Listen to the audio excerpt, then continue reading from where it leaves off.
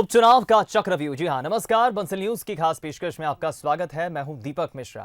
उपचुनाव के मैदान में महाराज की गूंज सुनाई देने लगी है। इंदौर के बाद अब सिंधिया चंबल में हुंकार भरने वाले हैं। चंबल की सियासत में गर्माहट बढ़ने लगी है। 27 सीटों पर होने जा रहे उपचुनाव से पहले राजनीतिक दल एक दूसरे पर हमला बोलने में कोई कसर नहीं छोड़ रहे। तारीखों के ऐलान से पहले ही चुनावी रंग गहराने लगा है। उपचुनाव से जुड़ी हर खबर, हर अपडेट लेकर हम हाजिर हैं अपनी इस खास पेशकश उपचुनाव का चक्रव्यूह में।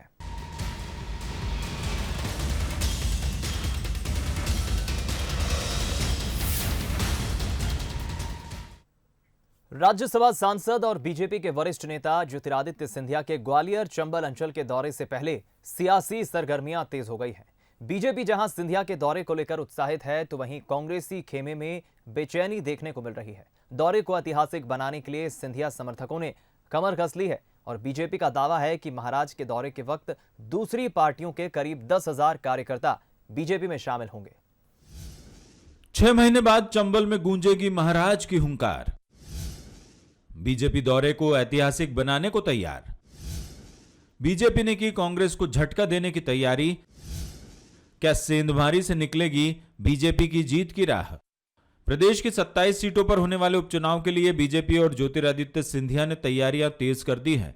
सिंधिया और सीएम शिवराज सिंह चौहान ग्वालियर चंबल अंचल में सियासी कदमताल करके पार्टी कार्यकर्ताओं में जोश भरेंगे।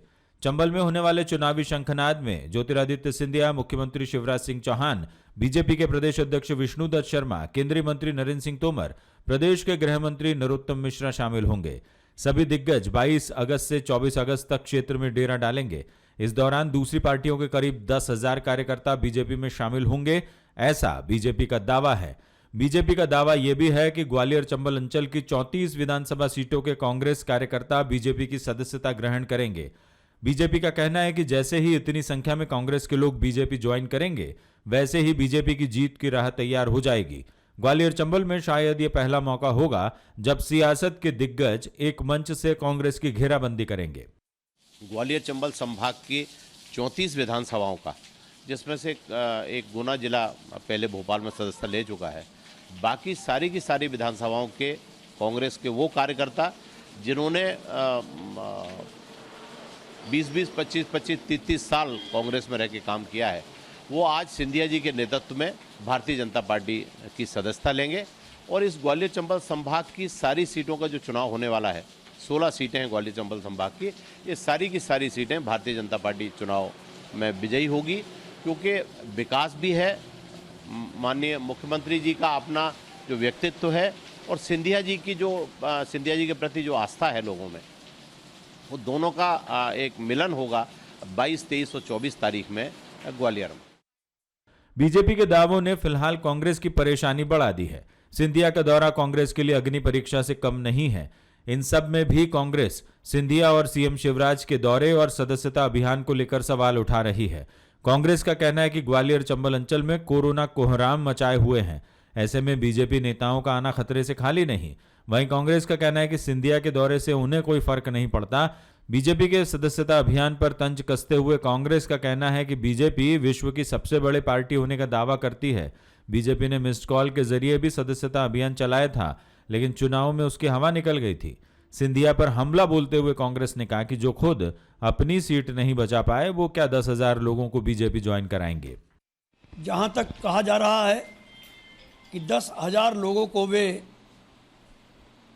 कांग्रेसियों को भाजपा में ज्वाइन कराएंगे, तो ये उसी पार्टी के लोग हैं जो अपने आप को विश्व की सबसे बड़ी पार्टी कहती। मिस्ड कॉल के नाम पर इतने मेंबर बनाए थे, और मिस्ड कॉल के नाम पर जितने मेंबर बनाए, उसमें मैं पूरे देश की बात नहीं करूंगा, उसमें राजस्थान, छत्तीसगढ़ और मध्य प्रदेश, वो मिस्ड कॉल के कार्यकर्ताओं ने ही भाजपा को डुबो दिया था। वहाँ हमारी सरकारें बनी हैं। और यदि 10,000 लोग सिंधिया जी कथित तौर पर कांग्रेस से भाजपा में ज्वाइन करवा लेंगे, तो वो खुद गुना में क्यों नहीं जीत गए? 10,000 लोग उनके साथ थे। तो ज्योतिरादित्य सिंधिया का दौरा उनके और बीजेपी के लिए बेहद खास है। बीजेपी एक तरफ बड़े स्तर पर सदस्यता अभियान चलाएगी, वहीं दूसरी तरफ मंच पर सिंधिया, मुख्यमंत्री शिवराज सिंह चौहान, प्रदेश अध्यक्ष विष्णुदत्त शर्मा, केंद्रीय मंत्री नरेंद्र सिंह तोमर और गृह मंत्री नरोत्तम मिश्रा जैसे कद्दावर नेता एक साथ एक मंच पर आकर एकजुटता का संदेश भी देंगे। बीजेपी इस शक्ति प्रदर्शन के जरिए कांग्रेस को अपनी ताकत का एहसास कराना चाहती है। वहीं कांग्रेस ने अभी तक अपने पत्ते नहीं खोले हैं। रणनीतिक लड़ाई में फिलहाल बीजेपी आगे नजर आ रही है, वहीं कांग्रेस साइलेंट तैयारियों में जुटी है। प्रहलाद सेन, बंसल न्यूज, ग्वालियर।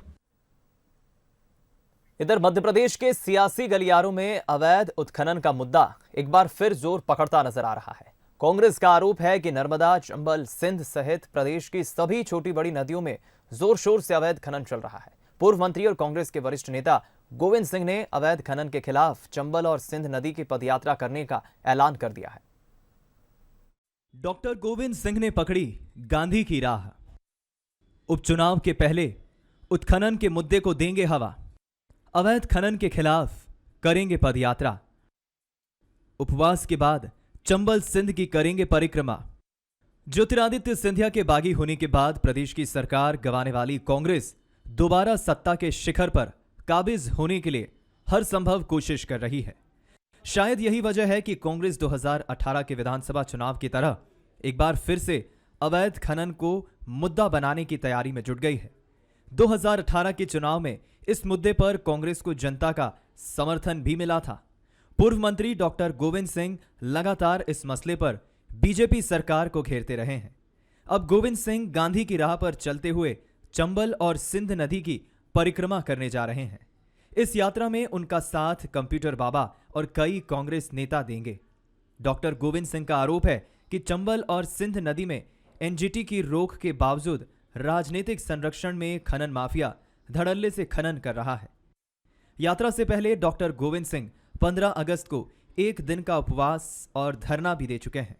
उपवास से सरकार नहीं जागी, इसलिए अब वो यात्रा निकालने जा रहे हैं। 15 अगस्त को मैंने चिट्ठी लिख के उपवास किया था एक दिन, 15 अगस्त को, लेकिन उसका नतीजा ये हुआ कि उपवास करने के का असर नहीं हुआ। मुख्यमंत्री शिवराज सिंह जी की सरकार में बैठे हुए लोगों ने सोचा कि विपक्ष का लोग कर रहे तो उसका और ज़्यादा होना चाहिए। 15 अगस्त से 4 गुना बढ़ा दिया। पहले अगर 1000 ट्रक आया तो 1500-2000 तक ट्रक जाने लगे चोरी से।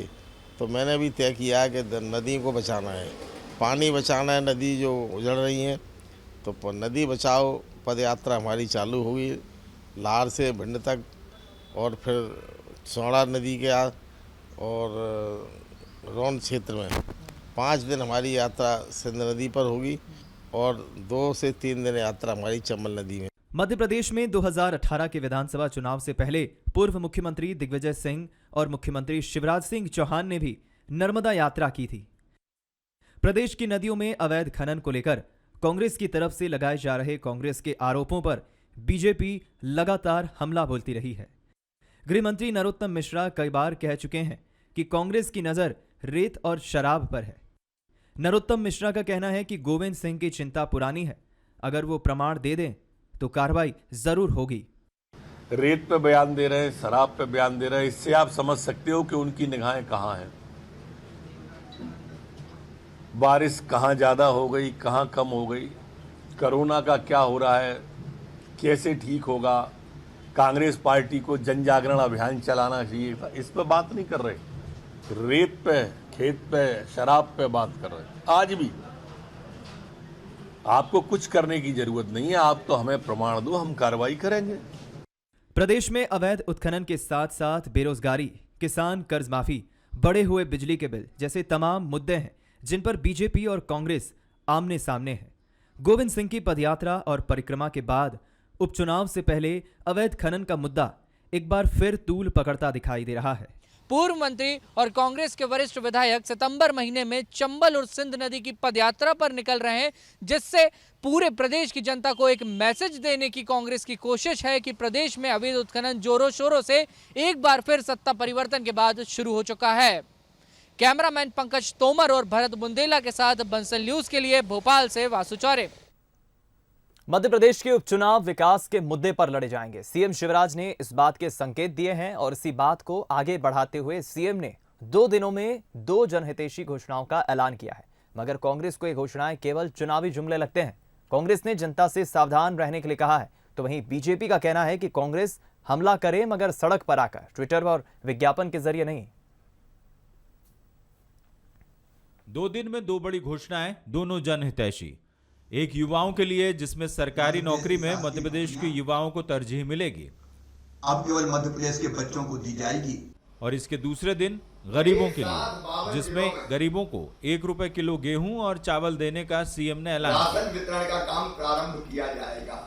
मगर कांग्रेस को ये केवल घोषणाएं नजर आ रही है। पीसीसी चीफ कमलनाथ ने आरोप लगाया कि उपचुनाव तक बीजेपी हर रोज एक घोषणा करने वाली है। बीजेपी की इस राजनीति को उन्होंने लॉलीपॉप की राजनीति करार दिया। साथ ही प्रदेशवासियों को सतर्क रहने के लिए कहा। देखिए, बीजेपी की तो लॉलीपॉप की राजनीति है, घोषणाओं की राजनीति है, मीडिया की राजनीति है। ये 15 साल का हिसाब देते नहीं है। 15 साल का हिसाब दे दे, जनता तो वो सुनना चाहती है। घोषणाएं दिन पर दिन नई घोषणाएं। और मैं तो कहता हूं कि प्रदेश सतर्क रहे। रोज उपचुनाव तक ये एक घोषणा करेंगे जिसका कोई सिर नहीं, कोई पैर नहीं, कोई गंभीरता नहीं, केवल ध्यान मोड़ने की राजनीति, जनता को गुमराह और बरगलाने की राजनीति। कांग्रेस के इस वार पर बीजेपी ने भी पलटवार किया। गृह मंत्री नरोत्तम मिश्रा ने कहा कि आखिरकार कांग्रेस अपने कार्यकाल में तो कुछ नहीं कर पाई, अब सवाल उठाने से क्या फायदा। विपक्ष के नाते कांग्रेस हमलावर तो हो, मगर ट्विटर पर नहीं, सड़क पर। अच्छा, कांग्रेस के प्रमाण पत्र की वैसे तो भाजपा को कोई जरूरत है नहीं, लेकिन वो अच्छा है कि वो हमला करें। विपक्ष में है तो ये उनका काम है, पर ट्विटर के माध्यम, पेपर के माध्यम से नहीं, सड़क पे भी आके करें तो नौजवान उनको बताएगा कि उन्होंने एक भी रोजगार नहीं दिया, वो विरोध कर रहे हैं। जिनने एक को भी बेरोजगारी भत्ता नहीं दिया वो विरोध कर रहे हैं।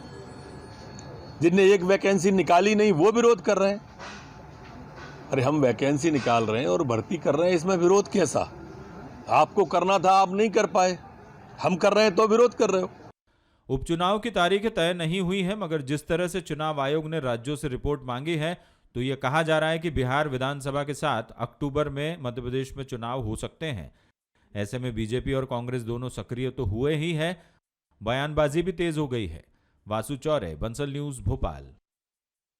देवास जिले की हाट पिपलिया सीट में जुबानी जंग अपने शबाब पर है। पूर्व मंत्री और कांग्रेस नेता जहां कार्यकर्ताओं से मोक्ष मांग रहे हैं तो वहीं बीजेपी श्राद्ध की बात कर रही है। क्या है पूरा मामला, देखिए हमारी इस खास रिपोर्ट में।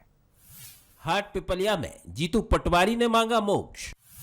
बोले जीतू, कांग्रेस जीती तो धुलेंगे पाप। किस पाप के लिए तड़प रहे हैं पटवारी? बीजेपी बोली मोक्ष नहीं, होगा श्राद्ध। देवास जिले की हाट पिपलिया सीट पर होने जा रहे उपचुनाव में मुद्दे से आगे बढ़कर सियासत मोक्ष और श्राद्ध तक पहुंच गई है। पिछले दिनों दौरे पर पहुंचे कांग्रेस नेता और पूर्व मंत्री जीतू पटवारी ने मोक्ष की बात कही। कांग्रेस कार्यकर्ताओं को संबोधित करते हुए पटवारी ने कहा कि अगर हाट पिपलिया से कांग्रेस जीतेगी तो जो पाप मैंने किया था वो धुल जाएगा और मैं मोक्ष को प्राप्त हो जाऊंगा। पटवारी यही नहीं रुके, उन्होंने कहा अगर ऐसा नहीं हुआ तो मैं तड़पता रहूंगा। अगर यहाँ से कांग्रेस जीतेगी तो मैंने जो पाप किया, चयन, गलत चयन का, वो धुलेगा, तो मैं मोक्ष को प्राप्त करूंगा। और अगर आप लोगों ने वो काम नहीं किया तो ये समझ लेना कि मैं तड़पता रहूंगा। तो मुझे आप लोग इस पाप से मुक्ति दिलाना चाहते हैं? भारत माता की धन्यवाद। दरअसल बिना नाम लिए जीतू पटवारी का इशारा पूर्व विधायक मनोज चौधरी की तरफ था। ऐसा माना जाता है कि 2018 के विधानसभा चुनाव में जीतू पटवारी ने मनोज चौधरी को हाट पिपलिया से कांग्रेस का टिकट दिलाने में महत्वपूर्ण भूमिका निभाई थी और मनोज चौधरी ने दीपिका जोशी को हराकर पटवारी और पार्टी के फैसले को सच भी साबित किया था। इसके बाद जो हुआ वो किसी फिल्मी कहानी से कम नहीं है। जीतू के करीबी मनोज सिंधिया के साथ बीजेपी में चले गए। अब जीतू पटवारी कार्यकर्ताओं से हाट पिपलिया सीट जिताने की अपील और खुद के लिए मोक्ष मांग रहे हैं। वहीं पटवारी के मोक्ष दिलाने वाले बयान पर बीजेपी ने पलटवार किया है। बीजेपी ने उनके मोक्ष के बयान को श्राद्ध तक पहुंचा दिया। बीजेपी ने कहा कि वो जीतू पटवारी को हराकर इस हालत में पहुंचा देगी जिससे उनको भटकना न पड़े। नहीं, निश्चित रूप से उनको मोक्ष प्राप्त कराना हमारा काम है कि उन्होंने जिस प्रकार से मध्य प्रदेश की 7.5 करोड़ जनता के साथ झूठ, फरेब, दगा किया है, इस कारण से मध्य प्रदेश की सरकार कांग्रेस की गई है और निश्चित रूप से उन्हें मोक्ष दिलाएंगे और आने वाले दिनों में उनका हम इस उपचुनाव के बाद जब भारतीय जनता पार्टी अपनी विधानसभा से जीतेगी तो उनका श्राद्ध भी हम यहीं से कराएंगे। पॉलिटिक्स में जुबानी जंग तो आम बात है, लेकिन उपचुनाव से पहले नेताओं के बयानों में जिस तरह से तल्खी बढ़ रही है और भाषा का स्तर गिर रहा है, वो सियासत और आवाम दोनों के लिए अच्छा संकेत नहीं है।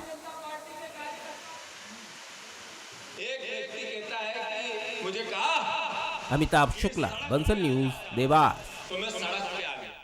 सागर जिले की सुर्खी सीट में उपचुनाव का संग्राम इस बार बेहद दिलचस्प होने वाला है। बीजेपी के पूर्व विधायक पारुल साहू का कहना है कि विधानसभा क्षेत्र के लोग उनके परिवार की तरह हैं। नेताओं को उन्होंने व्यक्तिगत लाभ छोड़कर जनता के लिए काम करने की सलाह दी। कांग्रेस छोड़कर बीजेपी आए लोगों को लेकर उन्होंने कहा कि उपचुनाव उनके लिए एक बड़ी चुनौती है। पारुल साहू से बातचीत की बंसल न्यूज संवाददाता पंकज प्रजापति ने। हमारे साथ इस वक्त बात करने के लिए मौजूद हैं पारुल साहू, जो 2013 में चुनाव जीती थी उन्हीं से, और अब उनकी ही पार्टी में गोविंद सिंह राजपूत शामिल हो चुके हैं। आपको क्या लगता है कि क्या चुनौतियां हैं गोविंद सिंह राजपूत के सामने उस क्षेत्र की, या उस जनता से आप अभी भी डायरेक्ट जुड़ी हुई हैं, अभी भी आपके दौरे होते हैं उस क्षेत्र में, क्या कुछ चुनौतियां हैं गोविंद सिंह के सामने? देखिए, चुनौती जिसके सामने है इसका जवाब तो वही देंगे जिसके सामने चुनौती है। आज हर नेता का एक ही कर्तव्य होना चाहिए कि सब कुछ छोड़ के, सारा वो कहते हैं व्यक्तिगत लाभ को छोड़ के हमको जनता के लिए कुछ करना पड़ता है। तो आज मुझे जो समय मिला मैंने काम किया और जनता को अपना परिवार बनाया। केवल जनता की नज़र से नहीं देखा कि सुर्खी विधानसभा को वोटर्स की तरह नहीं देखा, मैंने अपना परिवार बना के देखा। और उन परिवार जब बनाते हैं तो बहुत बड़ी जिम्मेदारी आती है। उस जिम्मेदारी को निभाने के लिए आपको उनके साथ 24 घंटे खड़ा होना होता है, और केवल खड़ा नहीं होना होता है, आपको उनके लिए कुछ ऐसा करना होता है ताकि उनको किसी के आगे कभी भी हाथ ना जोड़ना पड़े। गोविंद सिंह आपके सामने मुख्य प्रतिद्वंदी रहे हैं और अब पार्टी में हैं। कहा जाता है कि नेताओं के दिल तो मिल जाते हैं बड़े नेताओं के कहने पर या आपसी समन्वय से, लेकिन कार्यकर्ताओं का मन नहीं मिल पाता है। तो आप कितनी चुनौती है उनको इस चुनाव में, या आप किस तरीके से देखती हैं? दूसरे विधानसभा में भी आपने देखा होगा, जो लोग पार्टी बदल के आए हैं तो चुनौतियां तो होती हैं, क्योंकि आप इतने सालों से विपक्ष में रहे हैं और कार्यकर्ता आपको देखते रहे हैं। तो ऐसा नहीं कि it is so easy, tough तो रहेगा और काफ़ी टफ रहेगा, लेकिन अब ये मैनेजमेंट के ऊपर होता है और ऊपर पार्टी जिस लेवल पे है किस तरह से काम कर रही है या करवा रही है कार्यकर्ता से, उस पर डिपेंड करता है। आपके जो फेसबुक पोस्ट है वो भी काफ़ी वायरल रहे और चर्चाओं में रहे हैं, तो एक ये सीख टाइप की आप देना चाहती हैं जो कि कांग्रेस से बीजेपी में आए उन नेताओं को? देखिए, सीख देने वाली मेरी उम्र नहीं है, मैं अभी भी अपने बड़ों से, अनुभवी लोगों से सीखती हूँ। लेकिन जहाँ कुछ चीज़ें सुनने में या देखने में गलत लगती हैं तो मुझे लगता है कि एक युवा होने के नाते जहाँ गलत है, हर किसी को अधिकार है अपनी बात रखने का, और कुछ गलत है, एक बार गलती हुई आपने देखा, दूसरी बार गलती हुई, और कुछ इस तरह की गलती होना जो मुझे लगता स्वीकार नहीं की जा सकती है। तो अपनी बात रखने का अधिकार सबको है। हमारा देश ऐसा है, हमारी डेमोक्रेसी ऐसी है कि everybody have right to speak ना। मैंने अपने व्यू दिए। एक सवाल और है कि कांग्रेस का गढ़ रहा है, लेकिन उसके बाद भी कांग्रेस अभी तक प्रत्याशी तय नहीं कर पा रही अपना। देखिए, कांग्रेस के लिए परिस्थिति तो गंभीर हो ही गई, क्योंकि जो उनके कैंडिडेट्स थे वो अब इधर पे हैं, तो एक कैंडिडेट ढूंढना आसान बात तो नहीं है। और अब जो उनके मन में होगा वो बताएंगे, उनके बारे में मैं तो नहीं बता सकती हूँ। तो ये थी हमारे साथ पूर्व विधायक पारुल साहू, जो 2013 के चुनाव में बीजेपी के मैंडेट पर चुनाव जीती थी गोविंद सिंह के सामने, और उन्होंने स्पष्ट तौर पर ये संदेश दिया है कि अगर आपको चुनाव जीतना है तो कार्यकर्ताओं और जो वहाँ की जनता है उनसे आपको हमेशा एक अपना आपसी सामंजस्य बनाकर चलना होगा, तभी आप किसी भी चुनौती को पार कर पाएंगे। कैमरा पर्सन ऋषि वर्मा के साथ पंकज प्रजापति, बंसल न्यूज, सागर। बुरहानपुर जिले की नेपानगर विधानसभा सीट में उपचुनाव की जंग दिलचस्प होने वाली है। सुमित्रा देवी कासडेकर कांग्रेस से इस्तीफा देकर बीजेपी में शामिल हो चुकी है। कांग्रेस और बीजेपी दोनों ही जाति से ऊपर उठकर काम करने की बात जरूर कह रहे हैं, लेकिन अंत में जातिगत समीकरण ही निर्णायक साबित होता है। नेपानगर विधानसभा सीट पर जातिगत समीकरण बेहद अहम है। उपचुनाव में जीत दर्ज करने के लिए बीजेपी कांग्रेस दोनों ही पार्टियां इस समीकरण को साधने में जुट गई है। नेपानगर नगर पालिका परिषद के 24 वार्ड के साथ ही खासकर जनपद पंचायत की 126 ग्राम पंचायत शामिल है, जिनमें खकनार जनपद पंचायत की करीब 90 ग्राम पंचायत और बुरहानपुर जनपद पंचायत की 36 ग्राम पंचायत शामिल है। मतलब नेपानगर विधानसभा में आने वाले गांवों की संख्या करीब 187 है। नेपानगर विधानसभा में 2008 से अभी तक बीजेपी और कांग्रेस के प्रत्याशियों में मुख्य रूप से मुकाबला कोरकू और बारेला के बीच रहा है। इस विधानसभा क्षेत्र में कोरकू, बारेला, गोंड, भील मतदाता ज्यादा हैं। इसके साथ ही गुर्जर और सामान्य जाति के मतदाता भी हैं। यहां कोरकू समाज के करीब 90,000, बारेला समाज के करीब 15,000, गोंड जनजाति के करीब 6,000, भील जनजाति के करीब 3,000, गुर्जर समाज के करीब 25,000 मतदाता हैं। साथ ही सामान्य और पिछड़ा वर्ग के भी मतदाता हैं। 2008 की बात करें तो मुख्य मुकाबला बीजेपी के राजेंद्र श्यामलाल दादू और कांग्रेस के रामकिशन पटेल के बीच था। दोनों ही दलों के उम्मीदवार कारकू समाज से थे। 2013 में भी मुख्य मुकाबला इन दोनों के ही बीच में रहा। वहीं 2016 के उपचुनाव बीजेपी की मंजू दादू कोरकू समाज से तो कांग्रेस के अंतर सिंह बर्डे बारेला समाज से थे। 2018 में एक बार फिर नेपानगर में मुकाबला कोरकू बनाम कोरकू रहा। बीजेपी की मंजू दादू कोरकू समाज से थी तो कांग्रेस के टिकट पर लड़ी सुमित्रा काजडेकर भी कोरकू समाज से ही थी। जातिगत समीकरणों के बीच बीजेपी सभी धर्मों, जातियों को साथ लेकर चुनाव लड़ने की बात कह रही है। वहीं कांग्रेस का आरोप है कि बीजेपी धर्म और जाति के आधार पर चुनाव लड़कर देश और समाज को बांटती रहती है। मंजू दीदी भी हमारी नेता है। अब चूंकि सुमित्रा काजडेकर हमारे साथ आ गई है तो वे भी हमारी नेता हो गई। हम दोनों में तालमेल, एक परिवार में, परिवार में तो सारे वरिष्ठ लोग बैठ के तालमेल बैठाते ही है। भाजपा की आदत है देश में जातिवाद करना। कांग्रेस सदैव सबको मिलकर धर्मनिरपेक्ष और सभी जाति समुदाय को एक मानकर चलती है। हमारे लिए सब हमारे भाई आदिवासी है। हम इसमें कोई समुदाय, हमें कोई जात पात की बात नहीं करते और इनको सबक सिखाएंगे।